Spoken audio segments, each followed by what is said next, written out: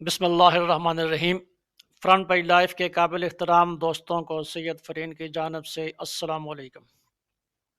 دوستو، آج ہم آپ کو مسلمانوں کا سیاسی عروج، خلافت راشدہ، بنو امیہ، بنو عباس اور یورپ میں فتوحات کے بارے میں بتائیں گے۔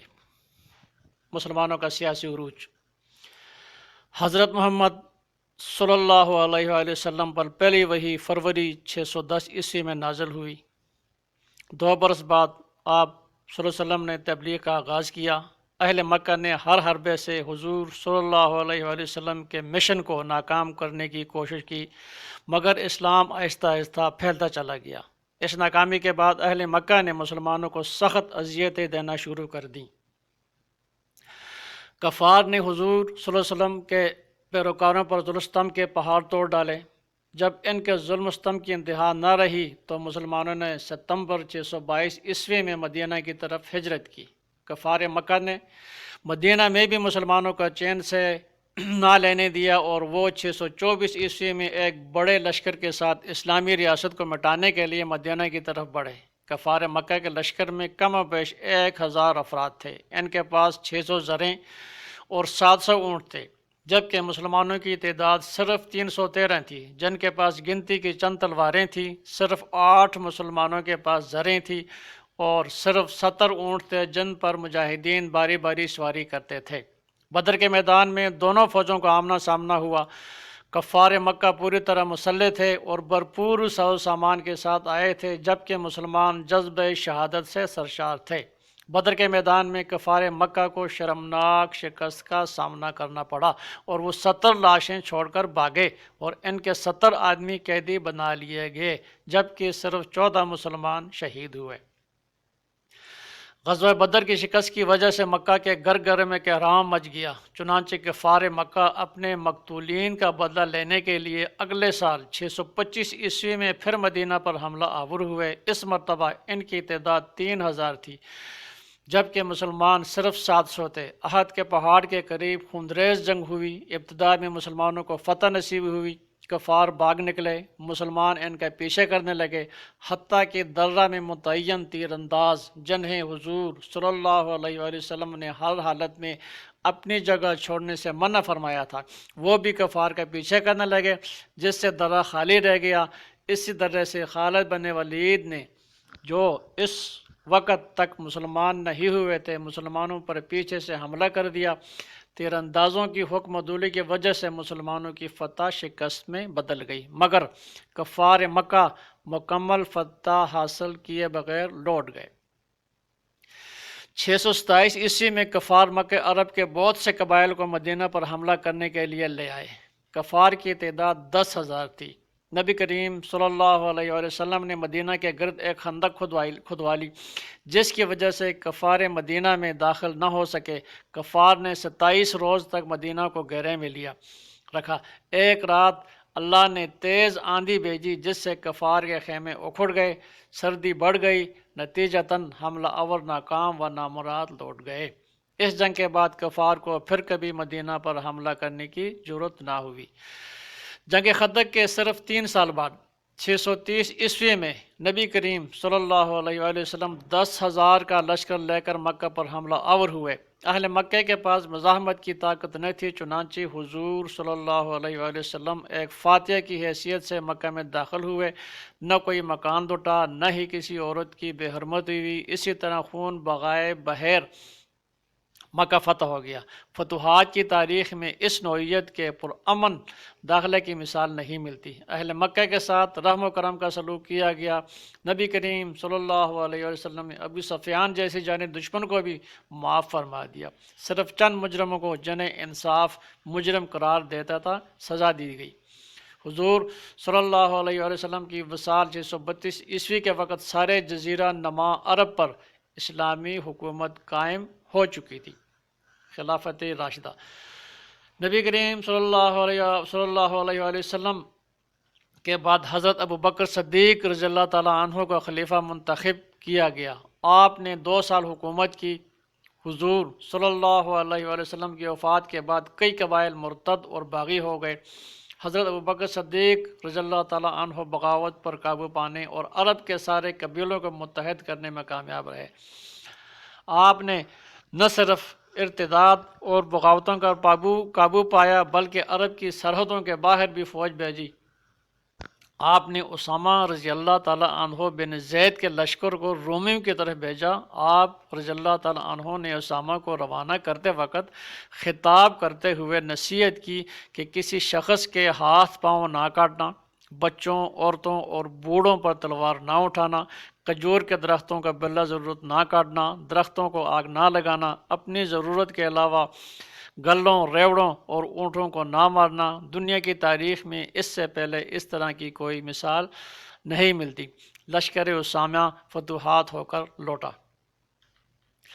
حضرت ابوبکر صدیق رضی اللہ تعالیٰ عنہ کے بعد حضرت عمر رضی اللہ تعالیٰ عنہ خلیفہ بنے۔ حضرت عمر رضی اللہ عنہ کی قیادت میں مسلمانوں نے حیرت انگیز فتوحات حاصل کی۔ انہوں نے 635 عیسوی میں اردن فتح کیا، 636 عیسوی میں ایرانیوں اور رومیوں کو شکست فاش دی، 637 عیسوی میں یروشلم جو اب بیت المقدس ہے کی عظیم الشان فتح حاصل کی۔ مسلمان افواج نے 641 عیسوی تک فارس، شام، فلسطین اور مصر کو فتح کر لیا۔ 643 عیسوی میں طرابلس لیبیا فتح ہوا۔ حضرت عمر رضی اللہ تعالیٰ عنہ کے دور میں عراق، الجزیرہ، ارمینیا، آذربائیجان، کرمان، خراسان، ہرات، ہمدان، ویلمرے، تبرستان، سیستان، فارس اور مکران اسلامی حکومت کا حصہ بن گئے۔ اس طرح جنگ بدر کے صرف 20 برس کے بعد مسلمان ایک وسیع سلطنت کے مالک بن گئے جو 22 لاکھ مربع میل پر محیط تھی۔ اس دور میں دنیا میں ایران اور روم دو سپر پاور تھی۔ مسلمانوں نے کیسر روم اور ایران کے کسرا دونوں کو شکست فاش دی۔ مشہور مغربی مورخ کیرن آرمسٹرانگ لکھتی ہیں، اسلام کی آمد سے پہلے عرب ایک حقیر سا گروپ تھا، لیکن نہایت مختصر مدت کے اندر انہوں نے 2 عالمی سلطنتوں کو بڑی شکست سے دوچار کر دیا۔ ایک مغربی دانشور لکھتے ہیں کہ اگر عمر رضی اللہ تعالیٰ عنہ بن خطاب 10 سال مزید زندہ رہتے یا اس طرح کا ایک اور عمر ہوتا تو دنیا میں اسلام کے علاوہ کوئی دوسرا مذہب نہ ہوتا۔ 644 عیسوی میں حضرت عمر رضی اللہ تعالیٰ عنہ کو شہید کر دیا گیا۔ یہ حضرت عمر رضی اللہ تعالیٰ عنہ ہی تھے جن کے بارے میں حضور صلی اللہ علیہ وآلہ وسلم نے فرمایا تھا کہ اگر میرے بعد کوئی نبی ہوتا تو وہ عمر ہوتا۔ حضرت عمر رضی اللہ تعالیٰ عنہ کی المناک شہادت کے بعد حضرت عثمان رضی اللہ تعالیٰ عنہ خلیفہ بنے۔ آپ کے دور میں اسلامی فتوحات کا سلسلہ جاری رہا۔ مسلمانوں نے شمالی افریقہ کے کئی علاقے فتح کیے۔ مسلمان افواج کاکیشیا کے پار پہنچ گئی۔ آپ کے دور میں قبرص، تونس، لیبیا، خوارزم، افغانستان، غزنی، بلخ، سمرقند، بخارا اور تہارستان فتح ہوئے۔ حضرت عثمان رضی اللہ تعالیٰ عنہ کے دور میں اسلامی فوجیں ماوراء النہر اور چین تک جا پہنچیں۔ آپ کے دور میں مسلمانوں کی پہلی بحریہ تیار کی گئی۔ بنو امیہ اور بنو عباس۔ بنو امیہ کو دور میں فتوحات کا سلسلہ جاری رہا۔ عقبہ بن نافع نے 683 عیسوی میں الجزائر اور مراکش فتح کیے۔ ولید اول کے عہد 705 سے 715 تک میں قتیبہ بن مسلم نے سارے وسط ایشیا کو کاشغر چین تک مسخر کر لیا۔ اسلامی دور میں محمد بن قاسم نے بلوچستان، سندھ، ملتان تک کا علاقہ اسلامی حکومت میں شامل کر لیا۔ ہشام 763 عیسوی کے دور میں مسلمانوں نے ایشیا میں سینا کے صحراؤں سے منگولیا کے جنگلوں تک کو زیر کر لیا۔ اس دور میں مسلمانوں نے براعظم یورپ میں اسپین اور پرتگال کو فتح کیا۔ بنو امیہ اور بنو عباس کے دور میں ایشیائی کوچک کا بڑا حصہ مسلمانوں کے زیر نگین رہا۔ معروف مغربی مورخ کیرن آرمسٹرانگ لکھتی ہیں، 7ویں 8ویں صدی میں عرب مسلمانوں کی ایک بڑی عالمی طاقت کے طور پر ظہور پذیر ہونے کی مماثل تھی۔ یہی وجہ ہے کہ 8ویں صدی کے آغاز میں یہ سوال اٹھنے لگا کہ دنیا میں کیا کوئی ایسی طاقت ہے جو مسلمانوں کا مقابلہ کر سکے۔ مشہور مسلم جرنیل طارق بن زیاد 711 عیسوی میں 7000 مجاہدین کو لے کر اسپین کو فتح کرنے کے لیے نکلے۔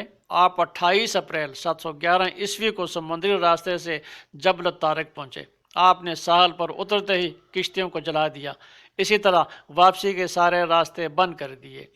اس طرح کی مثال دنیا میں شاید ہی پہلے موجود ہو۔ آپ نے مجاہدین کے سامنے ایک پرجوش خطاب کیا جس میں کہا کہ ہمارے لیے واپسی کے راستے بند ہیں، اب ہم فتح یاب ہوں گے یا پھر اللہ کی راہ میں شہید ہو جائیں گے۔ اسپین کا بادشاہ راڈرک مسلمانوں کے مقابلے میں آیا، 8 دن گمسان کا رن پڑا، آخر کار دشمن فوج نے شکست کھائی اور بادشاہ راڈرک بھاگ نکلا۔ اس کے بعد مسلمان آگے سے آگے بڑھتے گئے، حتیٰ کہ صرف 4 سال میں پورے اسپین پر مسلمانوں کی حکومت قائم ہو گئی۔ اسپین کی فتح اور یہاں اسلامی حکومت کا قیام ایک ایسا تاریخی واقعہ ہے جس نے یورپ کو سیاسی، معاشی اور ثقافتی پسماندگی سے نکال کر ایک نئی بصیرت فکر عطا کی تھی۔ اسپین پر مسلمانوں نے تقریباً 800 سال تک حکومت کی۔ اس دور کے اہم حکمرانوں میں عبد الرحمن اول، ہشام اول، الحکم اول، عبد الرحمن ثانی، محمد اول، منظر بن محمد اول، عبد الرحمن ثالث، الحکم ثانی اور المنصور شامل تھے۔ اندلس کا آخری مسلمان حکمران ابو عبداللہ تھا۔ دنیا کا ہر مورخ تسلیم کرتا ہے کہ جب مسلمان اسپین میں آئے تو سارا یورپ جہالت کی تاریکی میں ڈوبا ہوا تھا۔ وہاں کوئی عالم تھا نہ طبیب اور نہ ہی کوئی سائنسدان۔ مسلمانوں نے آتے ہی اس ملک کی کایا پلٹ دی۔ انہوں نے ہر طرف علم و ہنر کی شمع روشن کی، دوا سازی کے ادارے کھولے، صنعت و حرفت کو عروج بخشا اور زراعت کو حیرت انگیز ترقی دی۔ مسلمانوں نے اسپین کے ہر بڑے شہر میں یونیورسٹیاں قائم کی۔ ان یونیورسٹیوں کے ساتھ بڑی بڑی لائبریریاں تھیں جن میں لاکھوں کتب موجود تھی جن سے اہل علم مستفید ہوتے تھے۔ مسلمانوں کے دور حکومت میں اسپین میں عالمی سطح کے بے شمار اہل علم، دانشور، طبیب اور سائنسدان پیدا ہوئے جس کی مثال پورے یورپ میں نہ ملتی تھی۔ مسلمانوں کے دور حکومت میں اسپین یورپ کا سب سے زیادہ طاقتور ترقی یافتہ ملک تھا۔ اس کی یونیورسٹیاں دور دور تک علم کی روشنی پھیلا رہی تھی۔ سارے یورپ سے علم کے متلاشی اپنی علمی پیاس بجھانے کے لیے اسپین ہی آتے تھے۔ اسپین ہی سے سائنس اور دیگر علوم یورپ منتقل ہوئے، بعد ازاں یورپ کی بے مثال ترقی کا سبب بنے۔ 1492 میں جب اسپین میں مسلمانوں کی حکومت ختم ہوئی تو وہاں کے نئے مسیحی حکمرانوں نے اس خوف سے کہ کہیں مسلمان دوبارہ طاقتور نہ ہو جائیں، بے شمار مسلمانوں کو قتل کر دیا، بہت سے جبراً عیسائی بنائے گئے اور باقی کو اسپین سے باہر نکال دیا، حتیٰ کہ وہاں ایک بھی مسلمان نہ رہا۔ مکران حضرت عمر رضی اللہ تعالیٰ عنہ کے دور میں فتح ہوا، تاہم حضرت عمر رضی اللہ تعالیٰ عنہ نے مسلمانوں کو مزید آگے بڑھنے سے منع فرما دیا۔ ولید اول 705 عیسوی سے 715 عیسوی کے دور میں محمد بن قاسم کو مکران کا گورنر مقرر کیا گیا۔ آپ نے مکران کی حکومت کو مضبوط کرنے کے بعد پیش قدمی کرتے ہوئے پہلے آرمن بیلا اور پھر دیبل فتح کیا۔ 712 عیسوی میں محمد بن قاسم نے راجہ داہر کو عبرتناک شکست دی اور پھر مزید آگے بڑھتے گئے اور شہر پر شہر فتح کرتے گئے، حتیٰ کہ سارے سندھ کو فتح کرنے کے بعد ملتان پہنچ گئے اور اسے بھی فتح کر لیا۔ اس طرح یہ سارا علاقہ مسلم سلطنت کا حصہ بن گیا۔ یوں یہ ہندوستان میں پہلا مسلم خطہ وجود میں آیا ہے۔ سلطان محمود غزنوی افغانستان اور خراسان کا حکمران تھا۔ اس نے ہندوستان پر 17 حملے کیے، ہر حملے میں ہندوؤں کو شرمناک شکست کا سامنا ہوا۔ 1021 عیسوی میں محمود نے پنجاب کو اپنی سلطنت میں شامل کر لیا، لاہور اس کا صدر مقام تھا۔ اس طرح محمود غزنوی نے ہندوستان پر مسلمانوں کی مستقل حکومت کے قیام کا راستہ ہموار کیا۔ شہاب الدین غوری نے 1192 میں دہلی پر قبضہ کر کے ہندوستان میں مستقل مسلم حکومت کی بنیاد رکھی۔ غوری سلطنت میں موجودہ پاکستان، شمالی بھارت، بہار اور بنگال شامل تھے۔ غوری کے بعد ہندوستان کے اہم حکمرانوں میں قطب الدین ایبک، التمش، غیاث الدین بلبن، علاء الدین خلجی، محمد تغلق، ابراہیم لودھی اور شیرشاہ سوری تھے۔ 1526 عیسوی میں بابر نے مغلیہ خاندان کی سلطنت کی بنیاد رکھی۔ مغلیہ سلطنت اپنے دور کی عظیم الشان سلطنت تھی۔ بابر کے بعد ہمایوں، اکبر، جہانگیر، شاہ جہاں اور اورنگزیب مغلیہ سلطنت کے عظیم حکمران تھے۔ اورنگزیب کے بعد مغلیہ سلطنت زوال پذیر ہوئی۔ ان کا آخری حکمران بہادر شاہ ظفر تھا۔ ستمبر 1857 میں انگریزوں نے دلی پر قبضہ کر لیا اور ہندوستان پر مسلمانوں کی حکمرانی ختم ہو گئی۔ مسلمانوں نے ہندوستان پر 1000 سال حکومت کی۔ مسلمانوں نے مختلف ادوار میں بحیرہ روم کے کئی جزائر فتح کیے۔ سب سے پہلے 653 عیسوی میں قبرص فتح ہوا۔ یہ حضرت عثمان رضی اللہ تعالیٰ عنہ کا دور تھا۔ عہد معاویہ میں 672 عیسوی میں روڈرس، 825 عیسوی میں کریٹ، 827 میں سسلی، 869 مالٹا، 902 میں جزائر بلیارک اور 1015 میں سارڈینیا فتح ہوا۔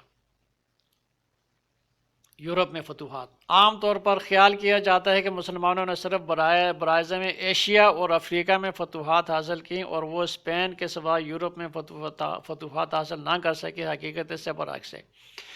ابتدائی دور میں مسلمانوں نے بحیرہ روم کے بیشتر جزائر بھی فتح کر لیے تھے۔ اس دور میں یورپ جہالت کی تاریکی میں ڈوبا ہوا پسماندہ ترین براعظم تھا۔ تاہم اموی دور میں مسلمانوں نے یورپ کی طرف بھی توجہ دی اور اس کے ایک بڑے حصے کو فتح کر لیا۔ مسلمانوں نے اسپین پر 800 سال حکومت کی۔ اسی دور میں مسلمانوں نے پرتگال کو فتح کیا۔ مسلمانوں نے سسلی پر 264 سال، کریٹ پر 485 سال، جنوبی فرانس پر 200 سال حکومت کی۔ سسلی صدیوں تک اسلامی تہذیب کا گہوارہ رہا۔ 845 عیسوی میں مسلمانوں نے اٹلی کا شہر مسینہ کو 870 میں دارالحکومت سیراکیوس فتح کیے۔ 844 عیسوی میں اٹلی کا جنوبی شہر ترنتو فتح ہوا۔ 900 عیسوی میں جنوبی اٹلی کا شہر ریو فتح کیا گیا۔ اسی طرح 1015 عیسوی میں مسلمانوں نے جنوبی اٹلی کے ساحلوں پر کئی شہر فتح کیے جنہوں نے جنوبی اٹلی پر 150 برس حکومت کی۔ 13ویں صدی میں اناطولیہ میں سلطنت عثمانیہ قائم ہوئی۔ پھر ایک صدی کے اندر عثمانی فوجوں نے ایشیا اور افریقہ کی طرح جنوب مشرق اور وسطی یورپ میں دور دور تک مسیحی ممالک رون ڈالے۔ 1360 عیسوی میں سلطان مراد اول نے یورپ کے بڑے حصے پر قبضہ کر لیا۔ اس نے بلغاریہ، مقدونیہ، کوسو اور سربیا کو فتح کیا۔ 1402 عیسوی میں یونان عثمانی سلطنت میں شامل ہوا۔ سالونیکا یونان کی مشہور بندرگاہ ہے۔ یہ یونان کا دوسرا بڑا شہر تھا۔ اسے ترکوں نے 1430 عیسوی میں فتح کیا اور 1912 تک تقریباً 500 سال مسلمان یہاں حکمران رہے۔ 1451 عیسوی میں سلطان محمد فاتح نے جارجیا کو اپنی سلطنت میں شامل کیا۔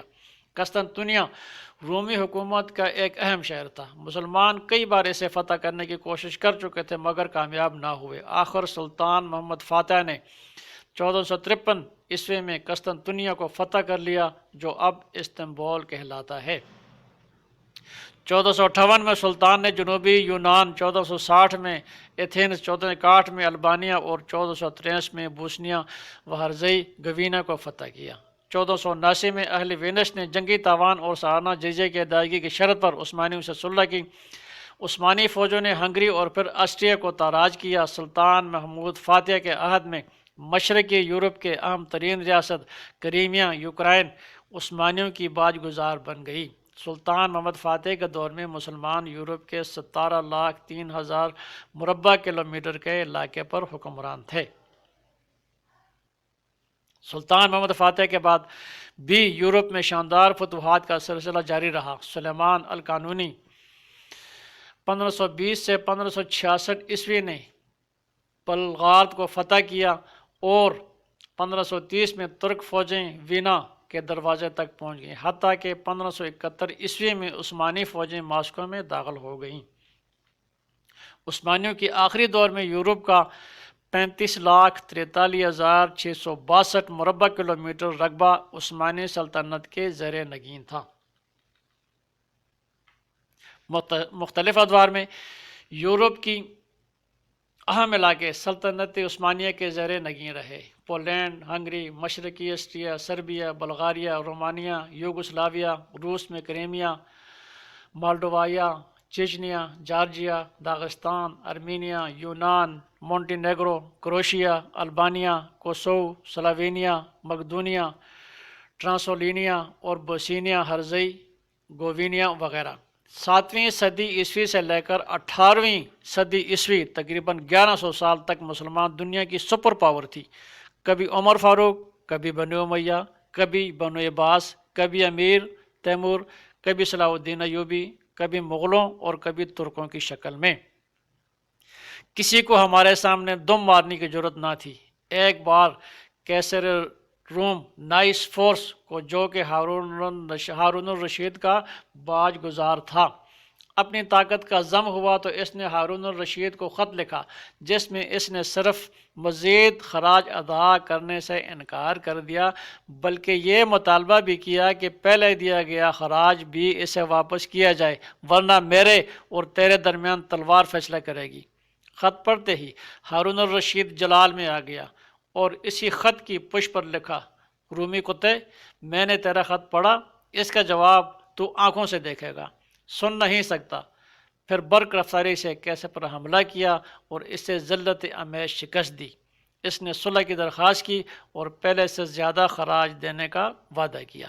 یہ ایک تلخ حقیقت ہے کہ اقتدار کے حصول کے لیے مسلمانوں نے آپس میں خون خرابہ کیا۔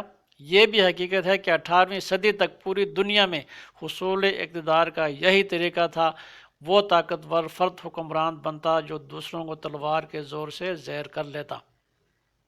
اگرچہ مسلمانوں نے آپس میں قد و غارت کی، مگر غیر مسلموں کے ساتھ ان کا رویہ ہمیشہ رحم دلی کا تھا۔ مسلمانوں نے جنگوں اور فتوحات میں ہمیشہ رحم دلی اور اعلی اخلاق کا مظاہرہ کیا۔ مکہ خون بہائے بغیر فتح ہوا۔